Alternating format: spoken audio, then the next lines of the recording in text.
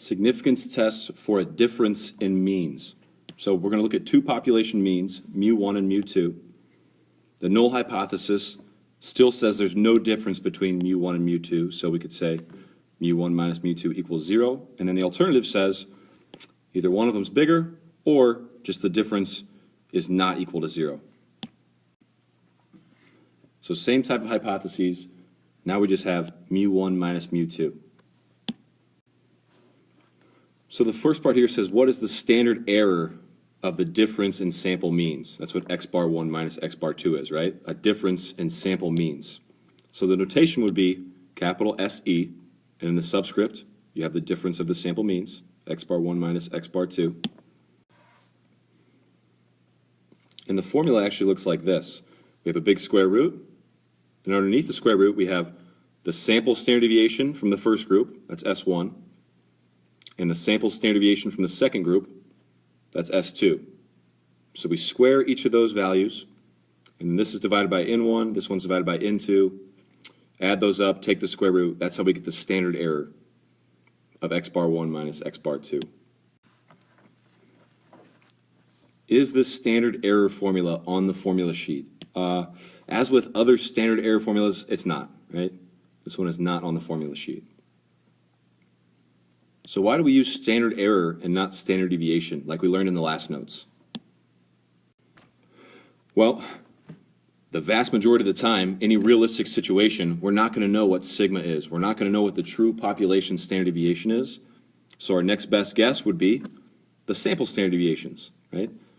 So the standard error uses the sample standard deviations, the S's, to serve as our estimate for sigma. And how do you interpret this standard error thing? Right? We know it's a measure of variability somehow.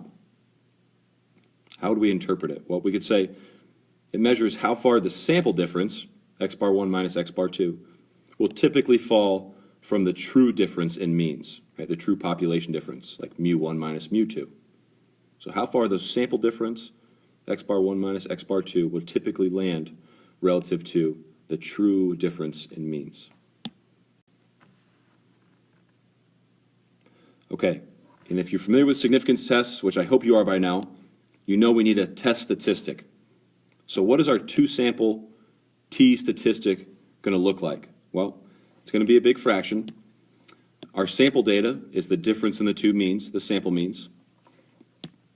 And then the population parameter, mu1 minus mu2, that's actually always going to be 0 for the most part because the null hypothesis says this is 0. So how far away is our sample mean difference away from the true mean difference? And we're going to measure that in standard deviations, or in this case, we're going to divide by the standard error.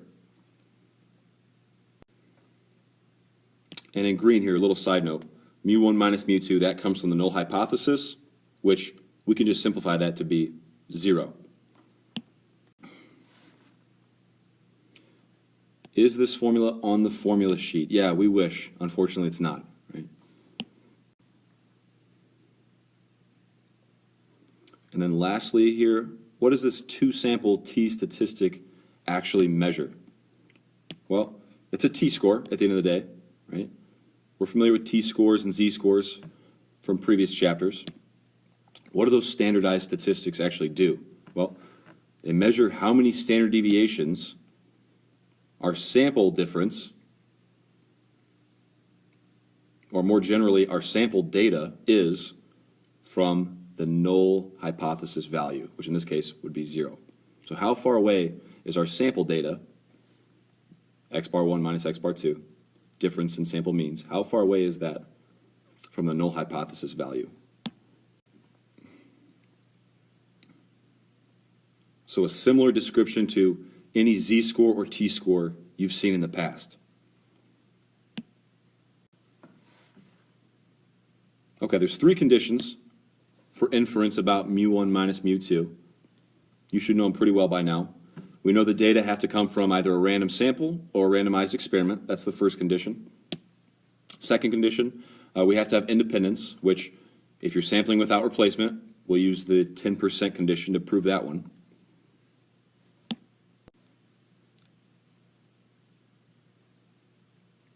And lastly, we have to have some sort of normality. And there's two ways that we can check the normality condition.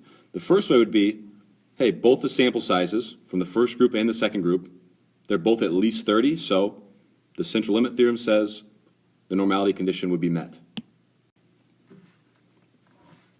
That's the easy, pain-free way. Hopefully we have a large enough sample size or experimental group that we can just say central limit theorem for means and move on. If the sample sizes are small, though, we'd have to consider a graph of the sample data, right? So for small sample sizes, we either have to make a graph or we look at a graph that's given to us and we just comment, well, there's no strong skew, no outliers, we're really not that offended by it. We'll just make the assumption that the data came from a normal parent population.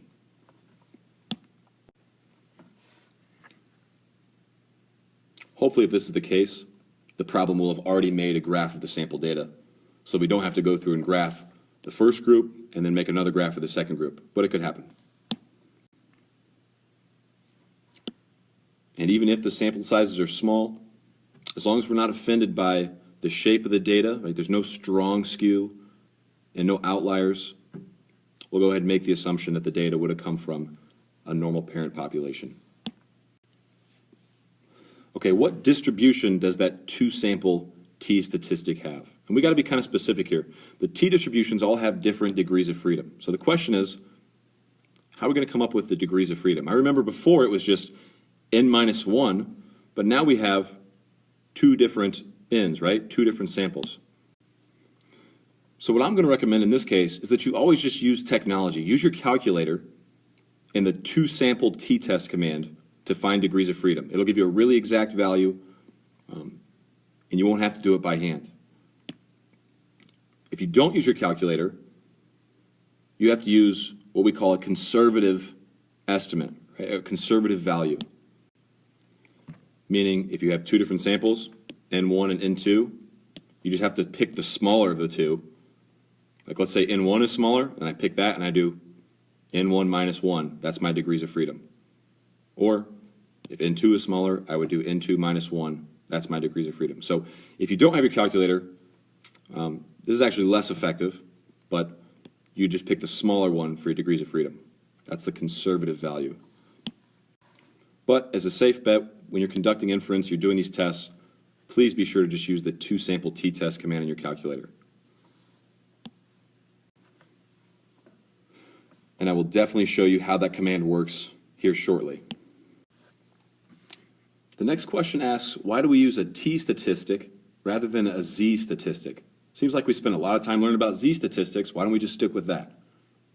Well, if you remember from chapter 8, when we first learned about the T distribution, we don't actually know the population standard deviation, right? We don't know the population standard deviation, so like sigma 1 or sigma 2. So that would be okay to use Z if we knew those, but we don't. So we use the next best thing, sample standard deviations, S1 and S2, right? We just did this formula a little bit ago with S1 and S2. So that's the reason we have to use a T statistic. The T distribution has fatter tails because S1 and S2, those sample standard deviations, could have more variability, right? Those are going to be more variable than sigma 1 and sigma 2. So the T distribution is our way to solve that. The T distribution itself has fatter tails, so it allows for more variability. So this concept actually goes back to chapter 8, when we first learned about the T distribution. Okay, and I know I just mentioned it regarding the degrees of freedom for a two-sample t-test. I just want to reiterate, make sure you're using technology to find degrees of freedom. Not only that, it'll give you the p-value and the t-test statistic. One point I would like to reinforce as well is don't use the pooling option for means. So avoid using the pooled option for means, and I'll show you that on the calculator. We're only going to use the pooled for proportions. So the calculator will actually ask you, do you want to use the pooled option, yes or no? And as long as we're doing a two-sample t-test for means, we're going to say no to that option. The pooled stuff is only going to be for proportions. That was last section. Okay, so let's try an actual example here. It says leaking helium. After buying many helium balloons only to see them deflate within a couple of days, Aaron and Jenna decided to test if helium-filled balloons deflate faster than air-filled balloons. Just in time for my balloon emoji. To find out, they bought 60 balloons of the same type and randomly divided them into 2 piles of 30, filling the balloons in the first pile with helium and the balloons in the second pile with air. Then they measured the circumference of each balloon immediately after being filled, and again 3 days later. The average decrease in circumference of the helium-filled balloons was 26.5 centimeters, with a standard deviation of 1.92 centimeters. The average decrease of the air-filled balloons was 2.1 centimeters, with a standard deviation of 2.79 centimeters. Part A says, do these data provide convincing evidence that helium-filled balloons deflate faster than air-filled balloons? Okay, and that phrase right there, convincing evidence, is our cue that we need to conduct a significance test. So let's go ahead and start with the state step. Remember, this is a 4-part grading rubric, so we want to make sure we have the right structure for each of the 4 parts. So within the state step, we need to start by stating what our hypotheses are. So our null and our alternative. And I'm going to use mu subscript h and mu sub a, right? One's going to represent the true mean for helium, the other true mean for air. And since the null would say there's no difference between the two, we could say mu h minus mu a is equal to 0. And then based on our sample data, it looked like the helium-filled balloons showed a huge decrease, 26.5 centimeters on average. The air was only 2.1 centimeters. So as far as the decrease, we're saying that helium is greater than air. Or if it's more your style, you could always just write these as mu sub h equals mu sub a, right? The null hypothesis, you could say the two are equal. And the alternative, you would say, well, the helium, the decrease was greater than the air.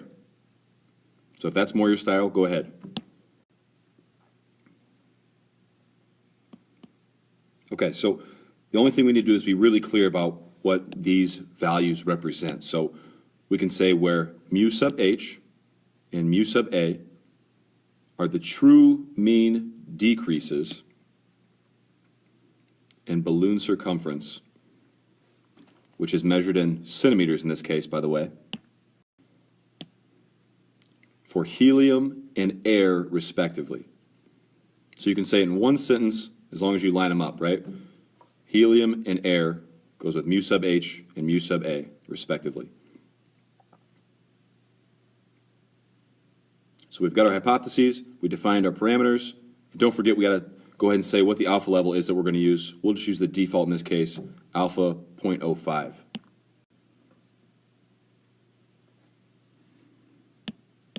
Okay, and if I could just get some more room here. Now I've got 2 balloons and it's time for the plan step. So the first thing we need to look for in the plan step is, can we name the test? Right? So we're actually going to do a 2-sample t-test for mu1 minus mu2. And that's exactly the same name as it is in the calculator. So that's the first thing we'll be rated on for the plan step. Can you name what the actual test is going to be, or confidence interval if you end up making a confidence interval? In this case, a 2-sample t-test. All right, and then let's speak to each one of the conditions. So for the randomness condition, apparently they randomly divided them into 2 piles of 30. So this was an experiment, and we could say they randomly assigned the 2 treatments, right? They randomly assigned half the balloons to get the air and half the balloons to get the helium.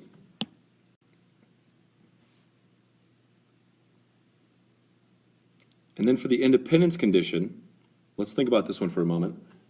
It's not like they randomly selected 60 balloons from the population of all balloons, right? So the 10% condition does not apply here. Right? They didn't sample balloons from a population. They bought a bunch of balloons, right? It's almost like volunteers to be in their experiment. They didn't randomly sample balloons from from a larger population. So don't mention the 10%. That would actually be wrong here. If you do want to say why independence is met, you could just say, well, balloons deflate independent of each other. Right? The rate at which one balloon is deflating should have no influence on the rate that the other balloons are deflating.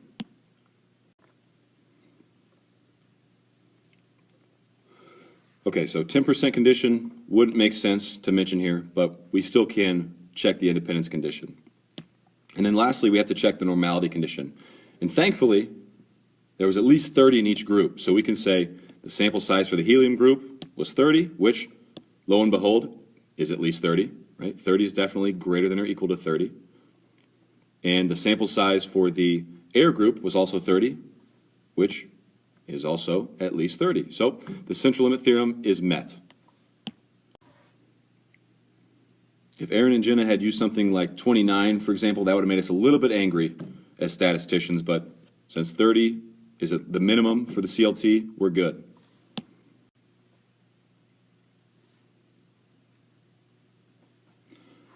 Okay, plan steps done. Need a little bit more space. Now I've got 3 balloons. It's time for the do step. In the do step, there's 2 things that the grader is going to look for. Those 2 things are the test statistic and the p-value. So we just talked about what the test statistic was in this case. We know it's going to be a t-score. And we start with subtracting the 2 sample means. So 26.5 was the average from the helium, and 2.1 was the average from the air. The difference in mu1 minus mu2 we said was 0 in the null hypothesis. And then our standard error in the bottom here, we would just take the sample standard deviation from helium, sample standard deviation from air, sample size for each is 30, and square root. And although I usually don't show this step, I want to point out that this is actually a really big difference in the sample means. 26.5 minus 2.1. In green here, 24.4. That's a pretty big difference compared to 0, which was the null hypothesis. This gives us a t-score of 39.46. So in other words, you can think of that as being 39.46 standard deviations above the mean. Okay, and one thing that is critical that you mentioned, if you ever use the t-distribution, you have to say clearly what the degrees of freedom are. So what degrees of freedom would you use with this t-score? And that's when we let the calculator do all the heavy lifting. So we could say using technology, the command to-sample t-test. So let's go ahead and do that in the calculator. Stat, and let's go over to test, and then to-sample t-test, which is the 4th one down there, to-sample t-test. And just to be really clear, anytime it says in your calculator samples, to-sample, that's referring to means, right? Last section was proportions, and your calculator clearly says 1 prop z-test, 2 prop z-test, right?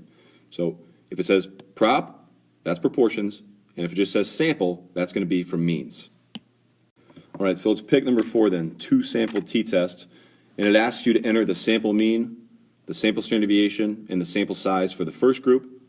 So I've already done that here, right? 26.5, 1.92, and the sample size was 30. And then for the second group, the sample mean was 2.1, standard deviation, 2.79, and 30 again for the sample size. Okay, so all of my summary stats are entered. Now, for the alternative hypothesis, we said mu1 was actually bigger than mu2.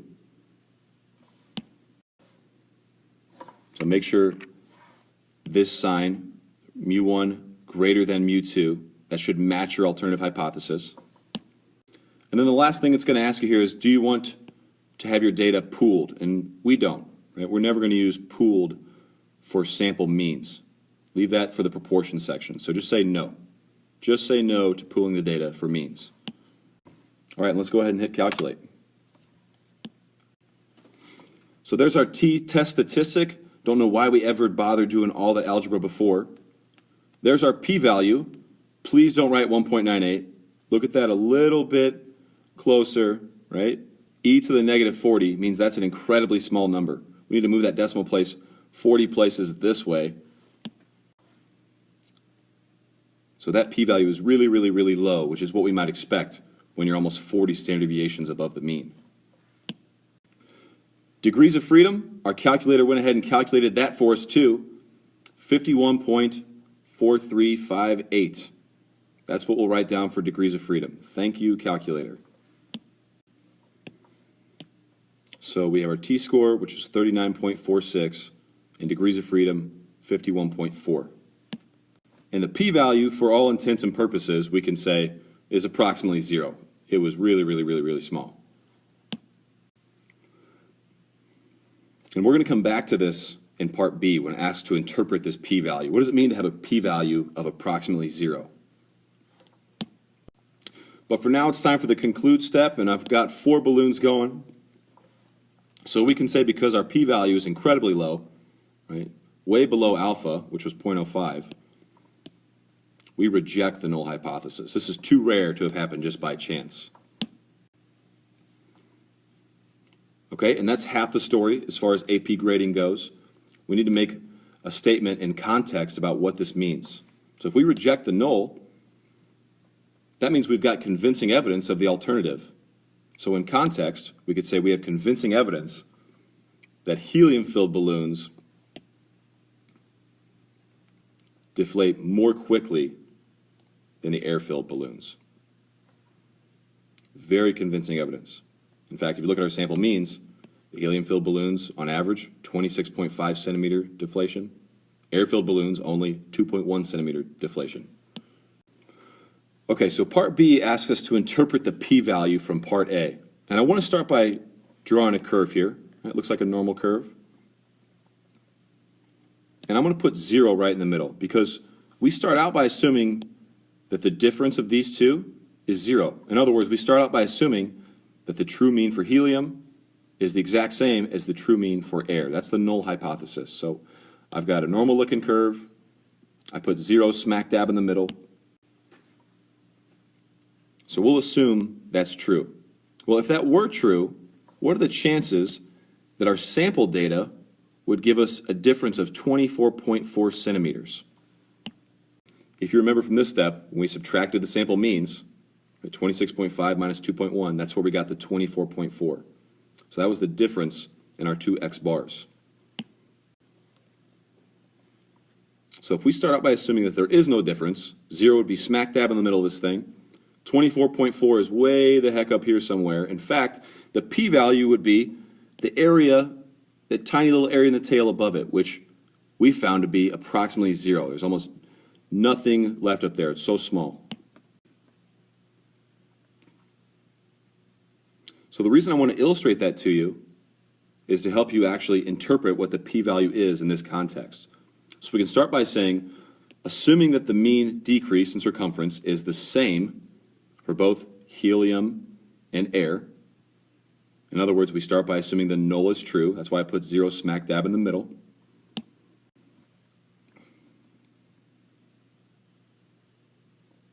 So if we start out by assuming they're the same, there's no difference, it would be incredibly rare for this to have happened just by random chance, to get this huge difference in our sample means.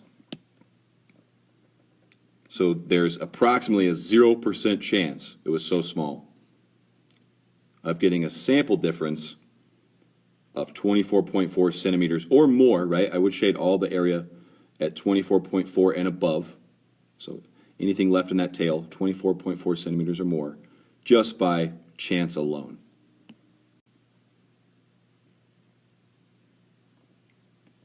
So hopefully the illustration helps you kind of wrap your mind around that concept. And then the last piece for these notes, is it okay to use your calculator for the do step? Yes, please do it. It's 2-sample t-test. There aren't really any drawbacks. Just make sure that you say no when it comes to pooling for means. Leave that to the proportions. Sorry, I'm starting to get carried away with emojis, I know. If you're really curious as to why we say no to pooling for means, ask me and I'll tell you in class. Otherwise, that concludes our first experience with significance tests for difference in means. That is all for these notes. I'll see you in class.